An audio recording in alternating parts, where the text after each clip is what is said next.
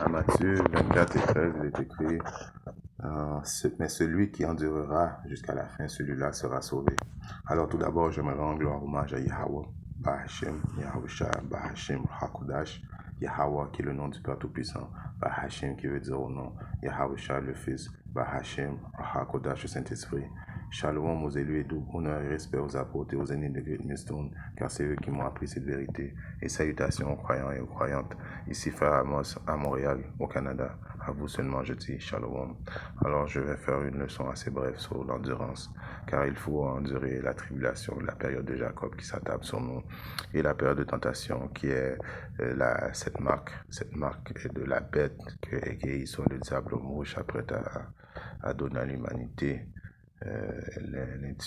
L'édification électronique qui va essayer d'emprisonner l'âme du monde le plus possible.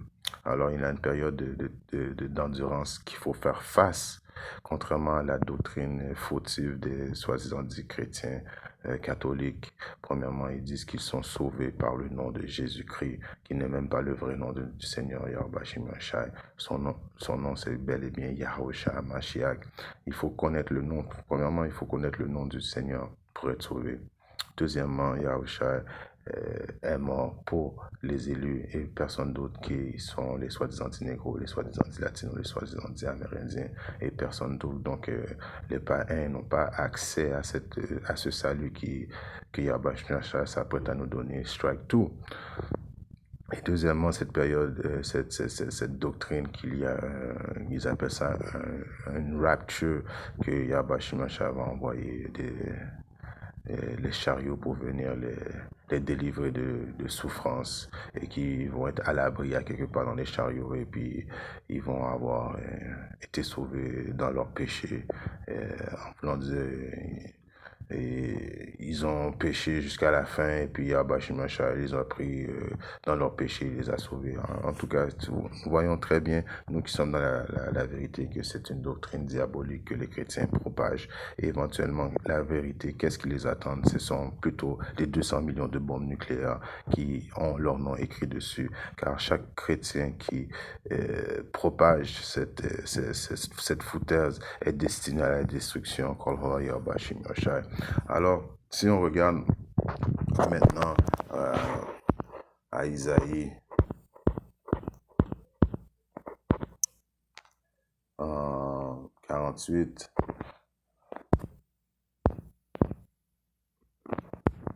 et verset 10, il est bien écrit: Voici, je t'ai épuré, mais non pas comme l'argent. Je t'ai choisi dans le creuset de l'affliction. Alors, comme que Yahweh Shimashai avait dit, le maître a souffert, ainsi le serviteur doit souffrir. Si je paraphrase ce verset. Alors nous sommes en aucun sorte plus grands que notre maître.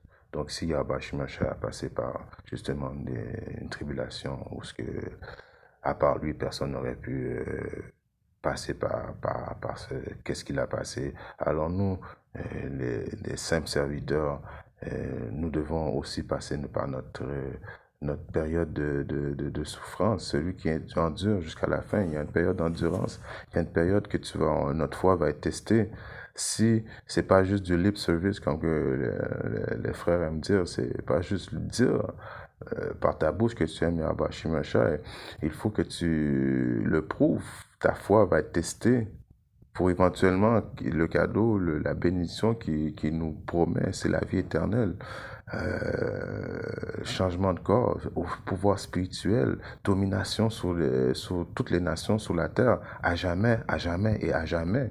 Comme je le dis 3 fois, parce que c'est pour une confirmation que ça va être un royaume à jamais. Donc le laps de temps que nous allons souffrir, qui va être dans les périodes de Jacob, que ça va être la famine.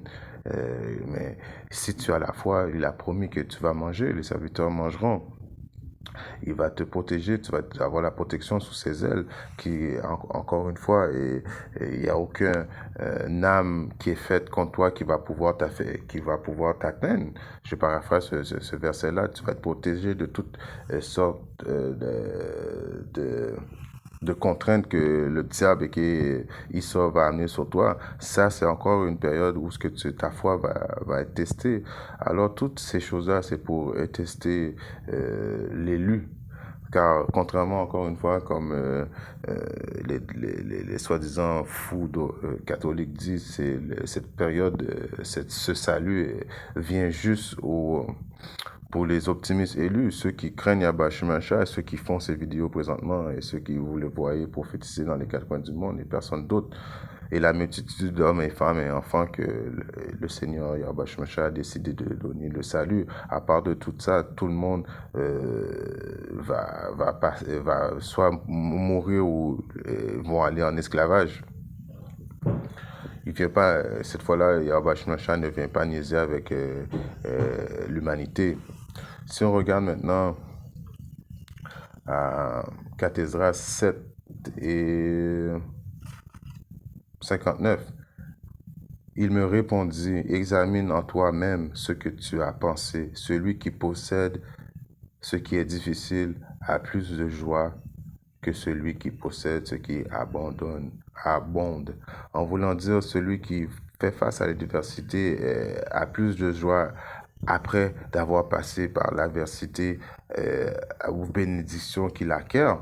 En voulant dire que si à quelque part tu es dans un monde et que tout est facile et puis que tout est facile pour toi, il n'y a pas de plaisir en ça. Tu n'as pas passé par l'adversité, tu n'as pas passé par l'enfer pour atteindre le paradis. C'est quand même quelque chose d'assez sombre à dire, mais il faut passer par l'enfer pour éventuellement atteindre le paradis. C'est le concept dans lequel Yabashimasha a conçu quasiment tout. Si tu regardes un exemple, dans cette vie charnelle, quand tu as besoin d'argent, il faut aller travailler. Il y a l'action, il faut que tu mettes de l'action à ta volonté. Si tu rentres chez toi, c'est le bordel dans ta maison, il faut que tu fasses le ménage, il y a de l'action à faire, c'est pas du lip service, il faut que tu prouves à quelque part que tu es digne d'avoir cette bénédiction. Maintenant, si on regarde encore dans ma Bible, à Cathédrale 16 et 79. Alors je manifesterai l'approbation de mes élus, tel l'or que l'on éprouve au feu. Écoutez mes élus, dit le Seigneur. Voici que sont présents les jours de tribulation. Je vous en délivrerai. Alors, il faut avoir en toute foi, encore une fois, c'est une preuve de foi. C'est la foi qui va être testée en cette période-là. Comme il a dit, il a promis que tu vas manger pendant que mes serviteurs mangeront et les autres auront faim. Mes serviteurs bueront et les autres auront soif. Alors, telle est la même chose quand l'angoisse de Jacob et la période de tentation va s'attamer. Il faut que tu sois éprouvé comme l'or et avoir confiance en Yabashimasha, comme qu'il vient de dire. Écoutez mes élus, dit le Seigneur. Alors il le dit, le confirme. Voici que sont présents les jours de tribulation, je vous en délivrerai. Ne craignez pas, n'hésitez pas, puisque Dieu, Yabashimasha, est votre guide. Alors il nous guide dans cette période-là. Il est toujours omniprésent avec nous. C'est juste une période d'endurance à pouvoir atteindre le royaume éventuellement. Voici qui gardait mes commandements. Alors nous, qui gardons les commandements, uniquement les élus qui essaient de garder les commandements du mieux de leur habilité, les lois, le mieux qu'ils peuvent. Et à part de ça, personne d'autre. Et mes préceptes, dit le Seigneur Dieu, Yabashimasha, ne laissez pas vos péchés prendre l'avantage sur vous. Alors, en quelque sorte, il ne faut pas laisser le péché prendre avantage sur nous, car très bientôt, on va être testé, comme je vous dis, il va y avoir de la famine, le cannibalisme, et qu'il soit le diable avec sa marque de la bête, c'est là qu'il va être important d'avoir la foi. Et il faut pas, à quelque part, après une journée, tu as faim et puis tu perds ta foi et puis tu cours au diable et lui demander au diable de l'aide. Non, c'est dans ces périodes-là que Yabashimasha, il faut que tu aies de plus confiance à Yabashimasha. Mais cette vérité-là n'est pas faite pour tout le monde. Donc, spirituellement, il faut que tu sois fort pour passer ces périodes de tribulation. Et la préparation avant ces périodes-là, nous la faisons présentement. Yahweh Shai nous est en train de nous entraîner justement à faire face à cette adversité-là. Ceux qui, les optimistes élus, sont pas la mentalité de ce monde. Ils ont la mentalité, ils ont adhéré à la mentalité de Yahweh Shai, prêt à faire face, s'il le faut, à la mort pour Yahweh Shai. Suivre l'exemple de Yahweh Shai. Il est vrai qu'il y a beaucoup de nous qui vont être sauvés, mais il y a parmi nous qui vont devoir mourir pour le témoignage de Yahweh Shai. Et être prêt à faire face à cette réalité-là, c'est là l'entraînement que nous sommes en train de faire présentement. Vous qui gardez mes commandements, mes préceptes, dit le Seigneur Dieu, ne laissez pas vos péchés prendre l'avantage sur vous, ni vos iniquités prendre le dessus. Malheur à ceux qui sont envahis par leurs péchés et couverts par leur iniquité. C'est comme le champ qui est envahi par la forêt, dont le sentier est couvert d'épines et impraticable à l'homme. On le laisse de côté et on en fait la proie des flammes. Ici se termine. Bon, vous voyez, alors, malheur à ceux qui ont commencé dans cette vérité à avoir la foi et puis éventuellement, dans la dernière minute, ont dégonflé comme des mauviettes. Alors, c'est pas le temps d'être une mauviette, c'est le temps d'être un homme, être constant dans la foi. Et si à quelque part il te manque de foi, prie, demande à Yahweh Shai de passer à travers de ça, car éventuellement la bénédiction, c'est la vie éternelle. Et puis Yahweh Shai te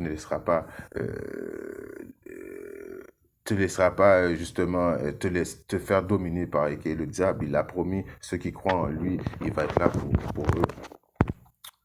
Si on regarde maintenant 1 Pierre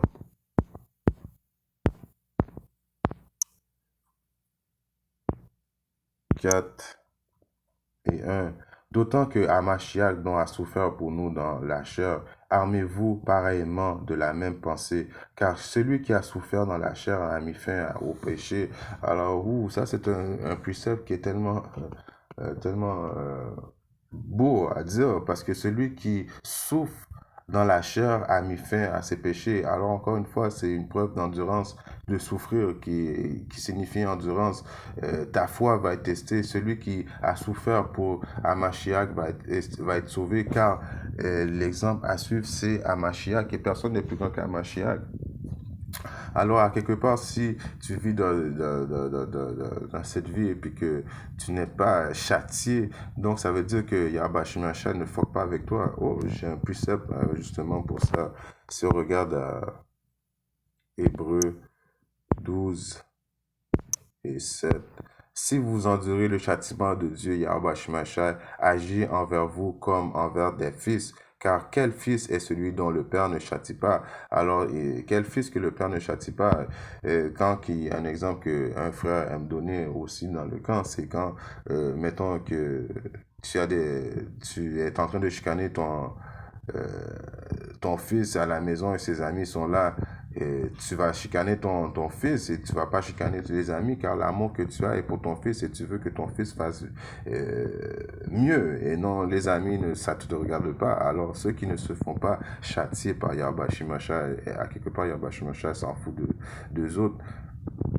Si on continue, mais si vous êtes dans le châtiment de quoi tous sont participants, alors vous êtes des bâtards et non des fils. Alors ceux qui ne se font pas châtier par Yahweh Shai sont considérés comme des bâtards. Et éventuellement des bâtards, nous pouvons les classifier dans les deux tiers. Et éventuellement vous allez être obligé de succomber au séisme ou au plaies de Yahweh Shai, ou la famine ou le cannibalisme, quoi que ce soit que Yahweh Shai ça peut amener sur vous, car il ne vous châtie pas, il vous reconnaît pas. En finissant, je vais finir avec Siracide 2 et 1. Mon enfant, si tu prétends servir le Seigneur Yahweh Shai, le pouvoir d'Israël, prépare-toi à être mis à l'épreuve. Alors encore une fois, une épreuve, l'endurance, la foi va être testée. Arme-toi de courage et de résolution. Ne sois pas tourmenté quand la détresse est là. Attache-toi au Seigneur. Ne t'en écarte plus. Tu pourras y gagner à la vie, à la fin de ta vie. Alors, quand que les périodes deviennent difficiles, ce n'est pas le temps de dégonfler, être comme, on, soi-disant, dit en parenthèse, un pussy. C'est là qu'il faut que tu sois, tu stand firm comme un homme et tu mets ta confiance en Yahweh Shai, tu mets ta foi et ta confiance en Yahweh Shai, comme on a lu auparavant, ceux qui mettent la confiance en Yahweh Shai, Yahweh Shai va te guider jusqu'au royaume éternel et il va toujours être là pour toi. En espérant ces deux, trois mots d'exhortation édifier mes frères ou sœurs quelque part dans le monde. Si Yahweh Shai le veut, je reviendrai très bientôt avec une autre leçon. Shalom et quoi, Shalom.